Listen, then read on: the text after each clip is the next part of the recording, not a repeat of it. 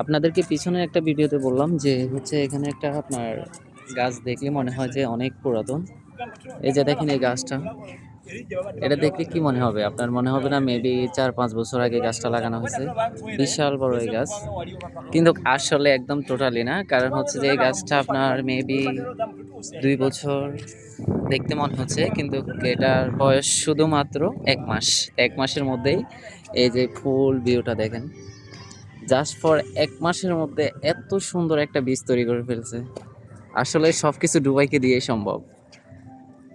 এখানে পর্যটকের জন্য অনেক সুন্দর একটা বীজ তৈরি করা হয়েছে, আর যেটা দেখলে আপনার মনে হবে 2 বছর 2.5 বছর ধরেই এই বীজটার কাজ চলতেছে। একদম আসলে টোটালি না, কারণ এই বীজটার বয়স শুধুমাত্র 1 মাস। এটা দেখে মনে হচ্ছে আপনার মেবি অনেক বয়স হচ্ছে, আসলে এমন কিছুই না। এটা মাত্র 1 মাসের মধ্যে তৈরি করা হয়েছিল। আমি বলতেছি না আপনাদের, এখানে এমন এমন গাছগুলো দেখা যায় যে দেখেন কত বড় বড় গাছ, একদম জীবিত হয়, কারণ এগুলো মেডিসিনের উপরে তৈরি। আর এই বীজটাকে দেখলে আপনার মনে হবে 2 বছর 2.5 বছর আগে থেকে ওরা রেডি করতেছে বা রেডি করছে, কিন্তু এটা 1 মাসের মধ্যে এই বীজটা পুরো রেডি হয়েছে। কারণ এখানে আগে 1 মাস আগে কিছুই ছিল না।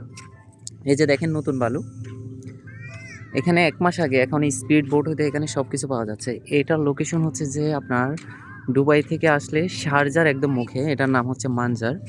মানজারে আগে যারা আসছেন তারা অবশ্যই বলতে পারবেন যে এখানে মানজারে আগে কিছুই ছিল না। এখানে শুধু আপনার কয়েকটা খেজুর গাছ ছিল, আর এখন হচ্ছে যে মানজারে সব কিছুই পাওয়া যাচ্ছে।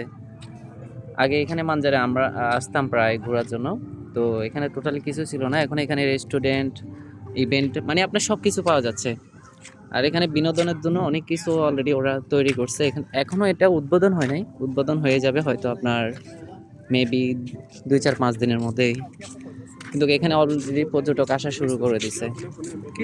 এটা হচ্ছে যে একদম শারজার বর্ডারে, মানে দুবাই শারজার বর্ডারের মধ্যে পড়ছে এটা। তো এই যাদের ঘোরার ইচ্ছা থাকে বা মন খারাপ থাকে অবশ্যই এখানে ঘোরা যাবেন। লোকেশনটা কিন্তু আসলে অসাধারণ। এটা কিন্তু অনেক বড় বীজ, আমি আপনাদেরকে পুরোটা দেখাই নাই। এটা একদম ওই মাথা থেকে শুরু, এখান পর্যন্ত আসছে। মানে আরও একটু সামনে অবশ্য জায়গা বাকি আছে। আর এখানে রেস্টুরেন্ট হইতে এভরিথিং সব পাওয়া যাবে। যে আবার এটা মনে করবেন না এখানে আসলে হয়তো যদি ওয়াশরুমে ধরে কই যাব, কিন্তু এটাও সামনে আপনাদের জন্য ভিআইপি ভাবে রেডি করা। তো আজকের এই ভিডিওটা এখান পর্যন্ত রইলো। সবাই ভালো থাকবেন, আল্লাহ হাফেজ। আবার দেখা হবে নতুন কোনো ভিডিওতে।